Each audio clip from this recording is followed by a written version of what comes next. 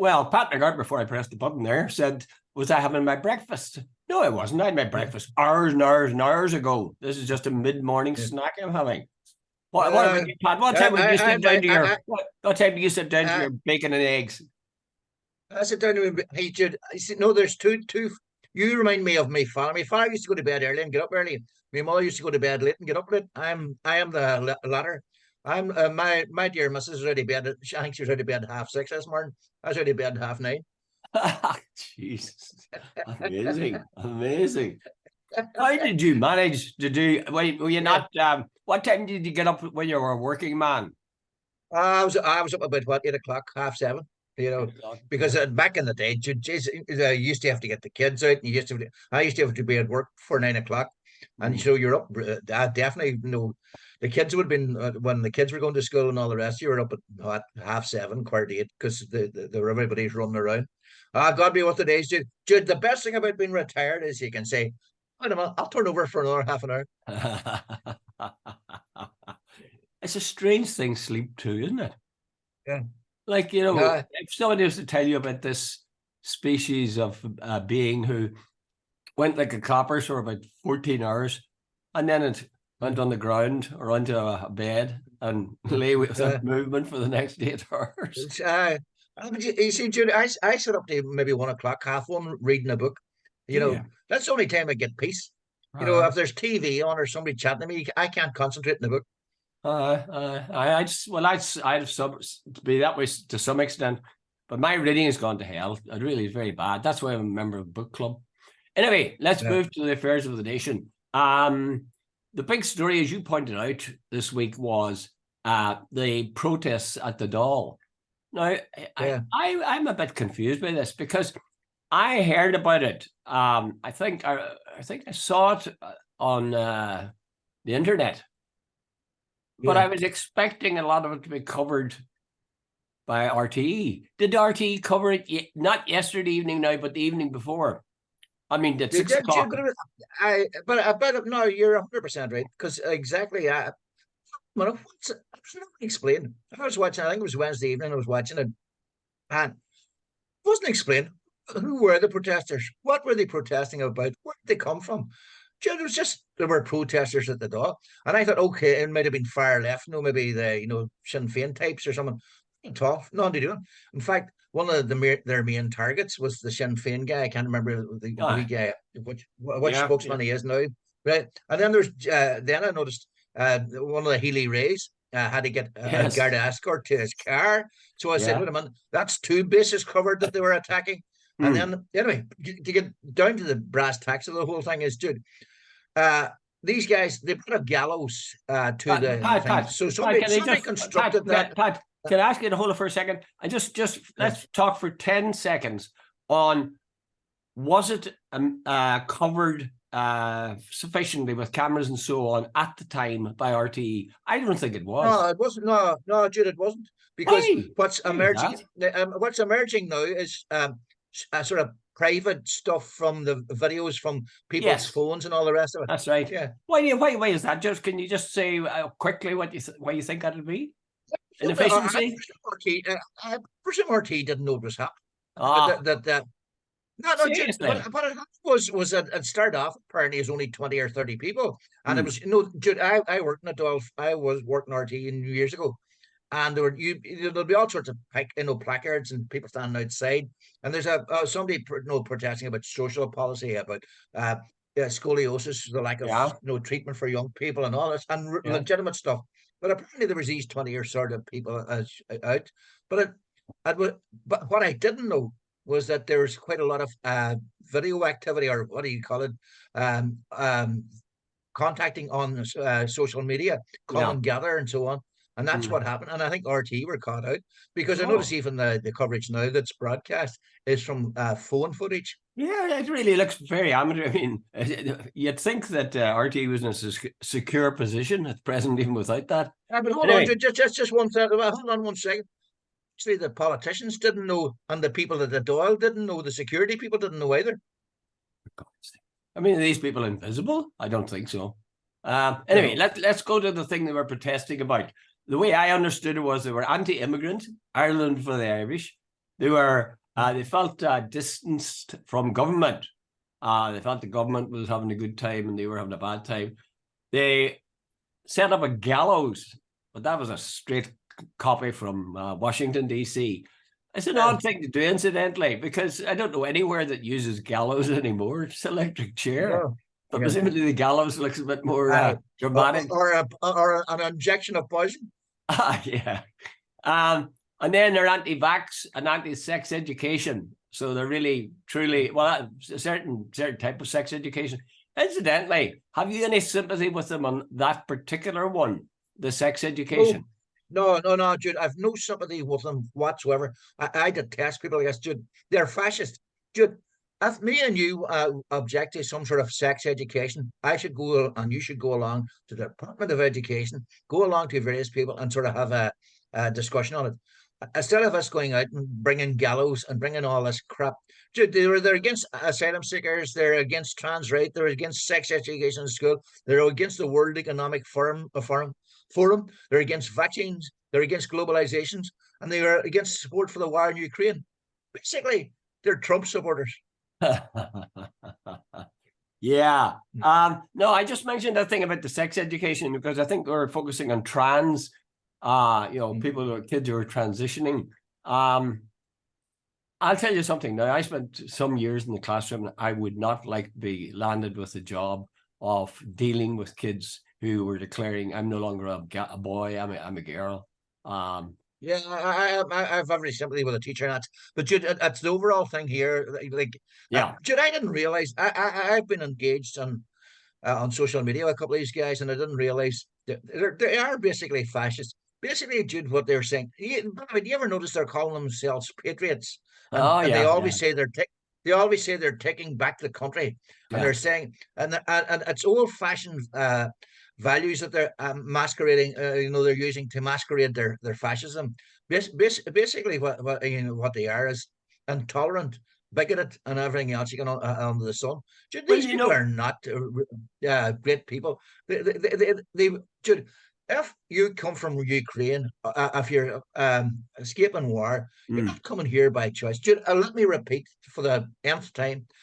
I use a very simple. I was invited over to a careers thing in a wee school not too far from here a couple of months ago, and I met a wee Ukrainian girl. And the reason she stood out, she was stunningly good looking, and that's typical old man thing. She's beautiful looking wee girl, but I've always remembered the things she said to me, and I felt so sad for her.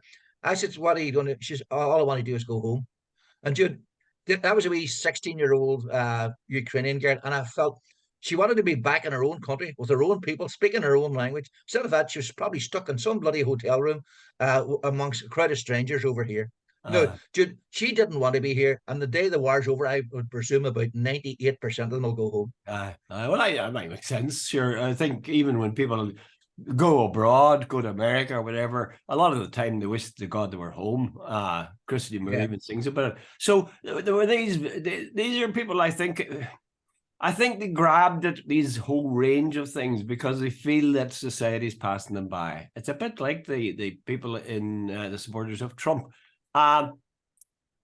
You said if you had a gripe of some kind, you go to your TD or whatever and ask them about it and talk about them and try to get something done. But that wasn't really what they were about. They were about getting their message out to everybody. And as a result, you and I are now talking about it. And the papers are full of it. And the TV now is full of it as well. So they succeeded to that extent. They got our attention. Now, we might disagree. There's no might about it. We totally disagree, I think, about this notion of saying Ireland for the Irish, no immigrants, for God's sake. Gallows for people that they don't agree with if they're politicians. And one thing I had to tell them now, they didn't discriminate any way among the politicians. No, that's a lot of them were for the chop. Yeah. No. By the way, Jude, I noticed Leo Varadkar and Rodrigo Gorman got who's the Minister for Children, or both of them are gay. I think they got a particular spotlight from these people. Right? There's a lot of intolerance and bigotry masquerading as sort of patriotism and bringing the country back for the Irish. I love these people who can see well, it's maybe I'd be charged with the same thing, but I love these people who are so aware of other people's sins and their poor moral standing and will shout Yeah. about it forever, but never seem to think that any of it might apply to themselves. Do you think this is going to come to anything, Pat, or do you think it's sort of died down? Well, the far right in Ireland. You see, Jude, here, let me. I always start off as thought, and then another thought comes into my head. When I was first told Trump was standing for president in America, but 2 years or 3 years before he actually did, I started to laugh. I thought it was a joke. Donald Trump, I thought, they're never going to vote for him. It's like voting for Alan Carr in Britain to be the next prime minister or something like that. No, it's so Yeah, ridiculous. It wasn't going to happen. And then suddenly, who's president of America? Donald Trump. And I watch some of the coverage in CNN and the interview supporters. And remember I think it was, what do you call her, Hillary Clinton, described them as the deplorables. But Jude, they are morons. They are absolute morons. These are the people who actually, a lot of them are. They sort of said, it's a conspiracy theory that, QAnon, that vaccines were yeah, deliberately yeah, designed by a yeah, monkey, and yeah. that that there's a deep state, and that Donald Trump, no matter what anybody says, won it, and it was the Democrats. They they believe every conspiracy Why is theory. this, Pat? Why is this? Why? Why do they believe that? Why? Oh, What's I haven't a provoking them? clue. Uh, There must Oh, be I haven't a something. There clue, must be Jude. I a really. reason for it Uh, that they would go out and yeah, claim I it remember and all that the rest. young Donny O'Sullivan, the young Irish guy on CN one day. I remember he interviewed two women, and Jude, I was going, "Are you people for real?" I know he just, we sent down from the village idiot school. Mhm. Jude, everything they said, he could prove them wrong, and they just said, no, no, Donald Trump's right. You know, I can't even remember now what some of the stuff he said was. Just I remember going, and under God, did you people come out of? But But hey, why? they What's provoking them? What's provoking them? January 6th. But What's January provoking? 6th, there's a guy with and Ha, Washington shows up with a bear hat and horns on it, and they try to hang I remember him. Nancy Pelosi and Mike Pence and Uh, all of that, and they believe they were taking the country back. but do they mustn't be now. Remember we talked about this thing about change. These guys want Yeah, change, and we only want change yeah, if we think there's something really good ahead, or if our present circumstances are pretty awful. Are their yeah. present circumstances pretty awful? I wonder. Yeah, there's some people in this country, Jude, and in the Republic of Ireland, I'm referring The to state, the yeah, state, Jude. Uh, the uh, deep state. that people who have definitely got left behind. There's no doubt about that. Like Jude, to repeat again, the housing is now totally off the market for a lot of people. Renting is almost off the market for a lot of people. The number of people, I think it's now about 1 million people looking for hospital appointments and various health services. Uh, you know, and the cost of living has gone way through the roof. They are sitting watching immigrants, Ukrainians and Syrians, and people getting housing, and they're not getting housing. I can understand what's going on, but the government is also between a rock and a hard place, Hmm. trying to sort of honor its international commitments. So there's, it's easy to stir a pot. Yeah, yeah, yeah, yeah. There is a bad stench from them, all right. And I must say, I read the Irish Times reporting on it, and I'll tell you one thing just struck me. And all that they said was right. They said essentially these were a bunch of nutters, but it Yeah, wasn't objective reporting. no, The Irish Times people are reporting, and they were using words that clearly said these are a crowd of idiots. yeah, we're setting the agenda. Yeah, So uh, uh, I have some sympathy that the media is supposed to be even-handed to some extent, and in reporting that, yeah. I don't think they were even-handed. Nobody asked that question. I asked, why are these people doing this? There must be Listen, something that provokes them. It's yeah. not that they just want to be on TV because they wouldn't even get on TV. Anyway, Jude, I've read some of them. They want to go back to the 1950s Ireland. now so don't we all? Yeah. Yeah. When I was That's it. young and virile. Yeah, they want to go back to the old days of, where the Catholic Church, and where there Yeah, was just one group of people, and we were all white, and we were all yeah. Irish, and we were all. They want to go back to, and this globalization of people Uh, traveling. These Syrians come up with their language, and the yeah, yeah. Ukrainians with their language and culture That's and all that. true. They want to go That's back true. to, Yeah, yeah. the homogenous Irish Uh, society where we're all at mass on a Sunday morning and we're whatever. They want to go uh, back there. maybe that's fair It's just enough. nostalgic for the past. It's not real. It's not real anymore. But go Ain't gonna ahead. happen. Ain't gonna happen. Okay, let's move on very quickly. And I don't want to spend a long time on this, but Stephen Collins has an article this morning saying essentially that Micheál Martin and Leo Varadkar shouldn't be downcast because of the polls showing Sinn Féin so far ahead, that Sinn Féin will have problems getting a partner in government, and that if Fianna Fáil and Fine Gael get a positive attitude, they'll keep them out.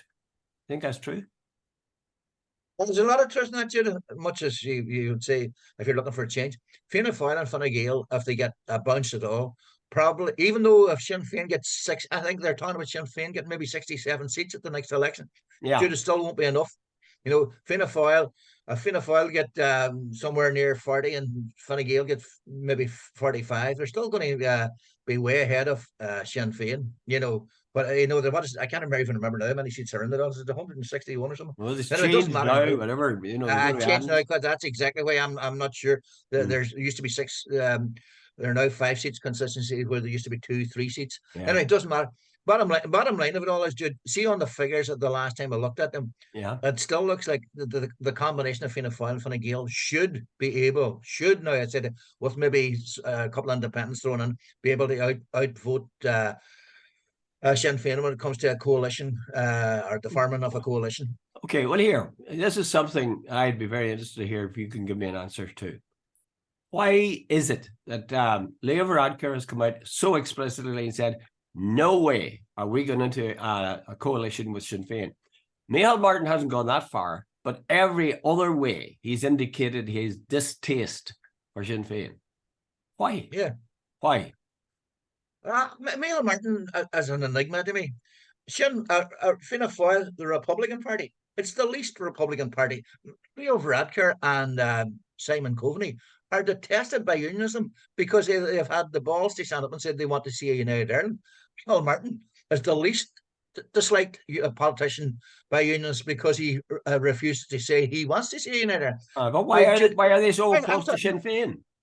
Why will they not? Why will they not even consider going into coalition with Sinn Féin? Because, Micheál Martin said the last day, Sinn Féin were triumphalizing the IRA, and he says they were whitewashing history. Something.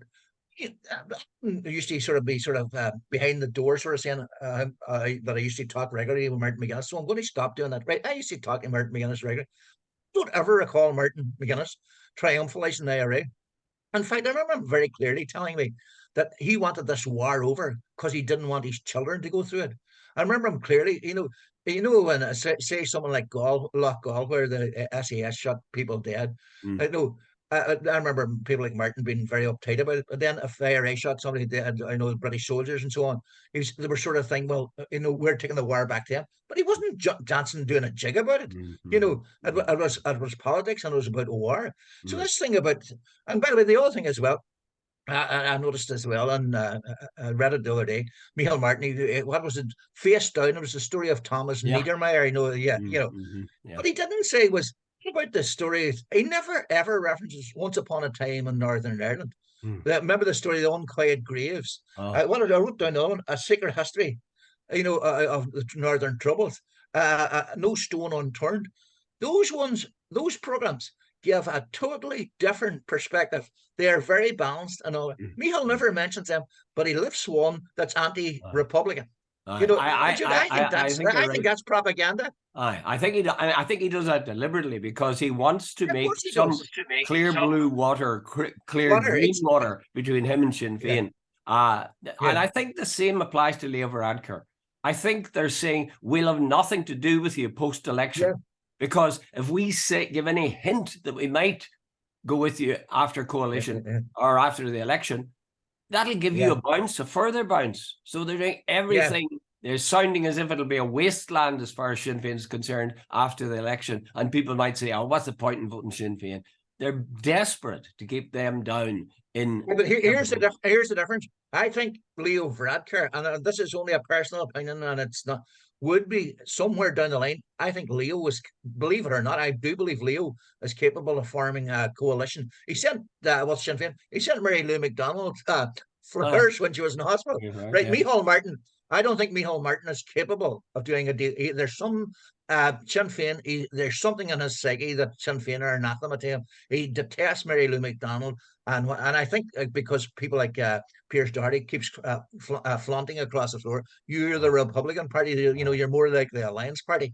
But you know, I think that there's all that thing, and I think basically what Fianna Fáil have to do, Jude, and which I think they're capable of. There's the John McGuinness wing who said, remember John McGuinness? He was a farmer. Sort of, Jim he McGuinness, said was it? he said he would have no problem. You know, if he's worked out a sort of how would you say, a government sort of agenda, that he would have no going into with Sinn Féin, or at least he was willing to discuss it. And I think there are quite a few others in Fianna Fáil. If Sinn Féin got a big vote, and they got a big enough vote that they could be a senior sort of partner, I think the pragmatic politics will take over. And there's this is what go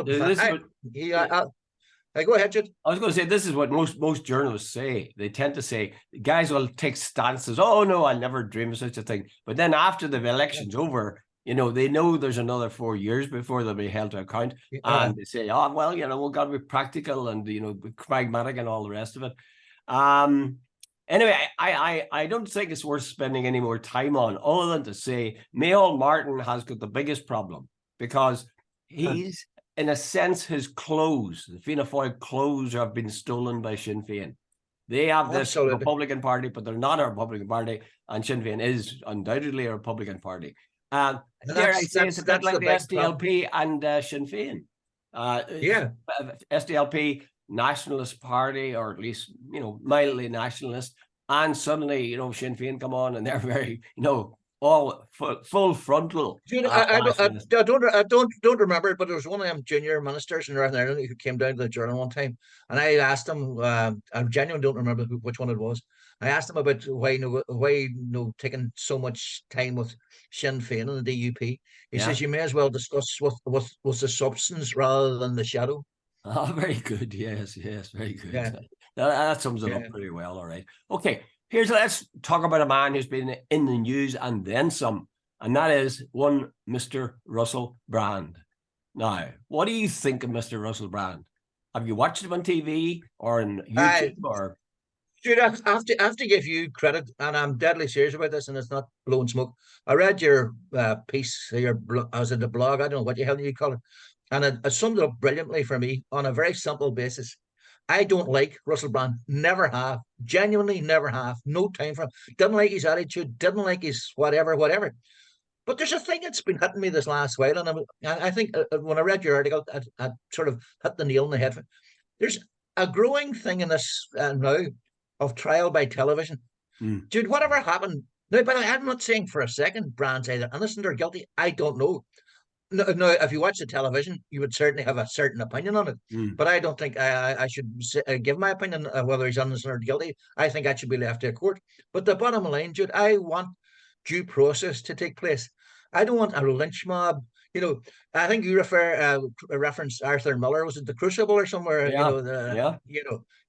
No, about the Salem witch trials. A frenzy got up, and innocent people, and like it was all evidence pointed to this, that they were witches. There's no evidence whatsoever.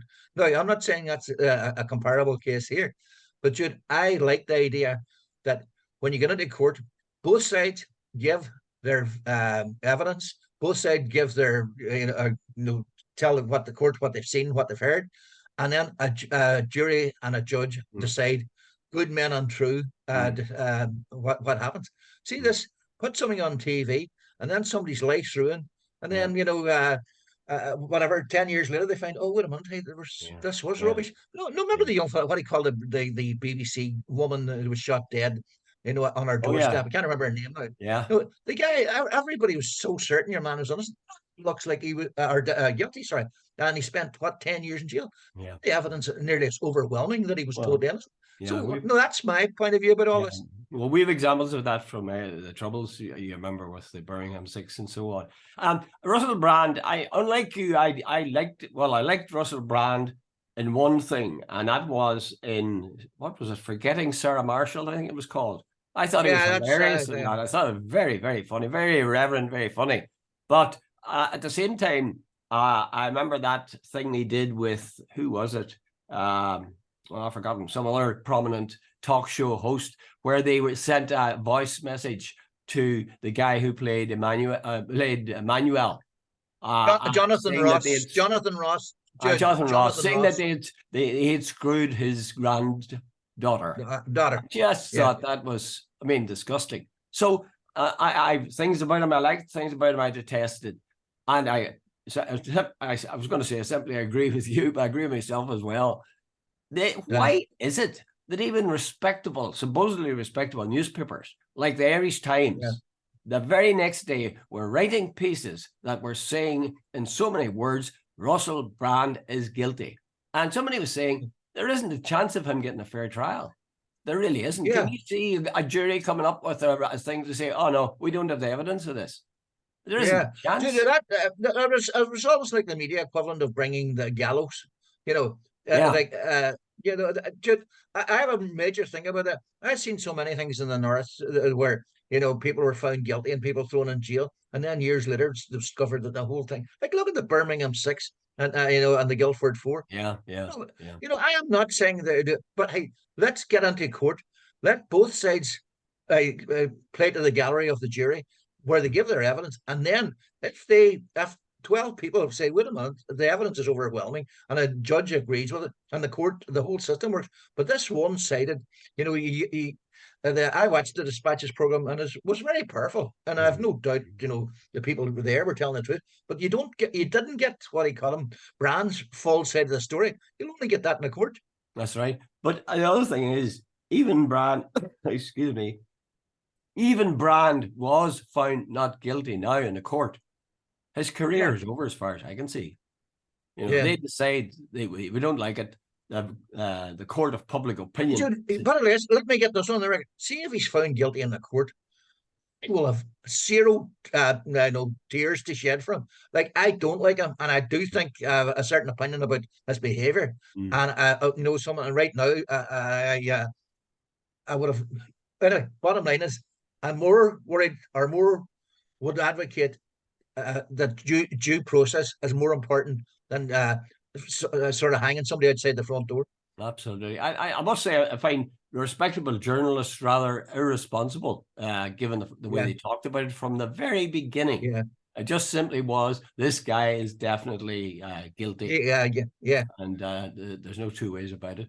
Okay, let's move on to another one. Very quickly, Alex Kane says that the problem with Northern Ireland is that there is no solution. Now, I remember, that's a heading of an article he's written recently. Now, I remember David Dunseith, the late David Dunseith, on Talkback during the Troubles, just putting forward the question. I wonder, maybe this is a problem that cannot be solved. Now, you can see why he would say that, because of the terrible things that were happening. I just find that, I don't know why he said that. Essentially, why he said it was, I think, that even you had a united Ireland, you'd still have division.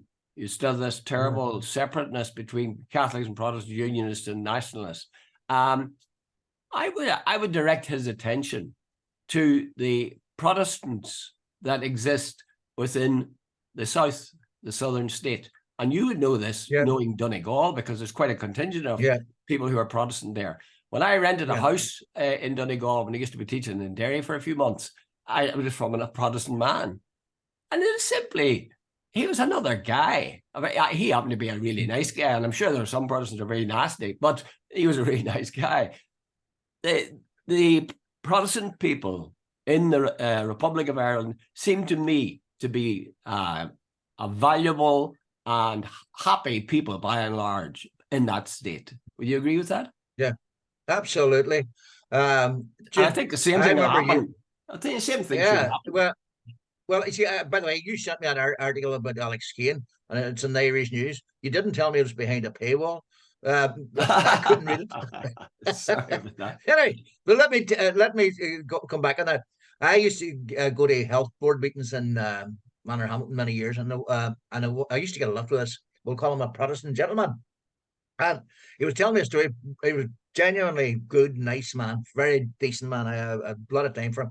And he says, Pat, he says, in 1922, he says, my father was a dairyman, and he says, we moved out to Donegal, and he says, he wouldn't go to church in the Republic because they stopped playing God Save the Queen, or the King, was I presume then.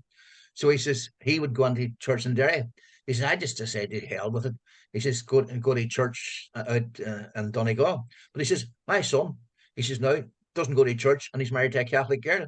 He says, that's how much in 3 generations it's changed.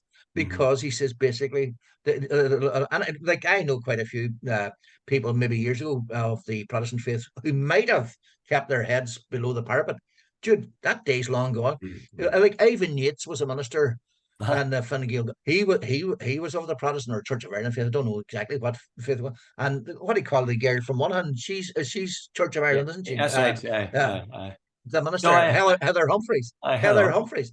Like, do you think for a second anybody even notices what religion they are? Not at all. The only reason I brought that up is that they were two very upfront ministers, and nobody even knows. I don't think the only reason it came up is somebody mentioned it a couple of months ago. Plus, I find in my experience, I mean, I don't mean this as to sound threatening, but when people find themselves in a situation and they can't get out of it, or they're stuck with it, they make the best of it. If they're sensible, they don't sit in a corner huffing for the next 30, 40, 100 years. They make the best of it. And very often the best they make of it is something that's very worthwhile for them and for other people. I thought that I really did feel that for Alex Kane, who a few days before had written an article saying that a United Ireland was inevitable. I think he repeated it in that article. He then should use this notion of no solution to it. People change. Circumstances change and people's attitudes change with them. And I'm convinced if a new Ireland was properly constructed, there's no doubt that Unionists, Protestants would find a place in it where they'd be very happy compared to the way they're getting kicked around by the Tories for the last 3 years. I keep listening to Heaton Harris, and I keep hearing this thing that there's progress or even substantial progress or whatever word he uses. The evidence. And the second thing is, apparently the DUP are saying they will not gun unless there's some sort of something on the statute books to give them cover, a fig leaf. Are you aware of any legislation coming down the track that's going to give them that fig leaf? No, I don't know. Neither am I. So where's the substantial progress? There isn't. I think he's just whistling in the dark and hoping that maybe if he says it often enough that the DUP might agree with him. I think the DUP are digging in a hole and they're digging hard. Anyway, let's leave them because I don't think there's any point talking about them anymore. But I tell you what is worth talking about: Lough Neagh. Lough Neagh it's the size of Austria or something. Somebody told me. Is it possible? I don't know, but it's certainly a lot of water. A lot of water. There's it's 5 countries touching it. Either Ireland or Britain. Yeah. So apparently it's stinking, and we're taking drinking water from it. But I've always assumed that wherever they get the drinking water from, whether it's Lough Neagh or anywhere else, that's filtered and changed and so on. So when it comes to us, that it's drinkable. And I would say any of the water I've drunk over the last 40 years here has been fine. But it's bad news that you should have a beautiful, massive body of water that is in such a state of stink. People say, oh God, even we work for the next 20 years. I think it was Sam McBride said, even we work for the next 20 years. It'll take at least that to repair it. I disagree. I really disagree. If you want to do something, give the resources and it'll happen. If you would take the resources that have been spent on other things and spend them on, let's start with something trivial. What about the pay the DUP have been getting for the last year and a half?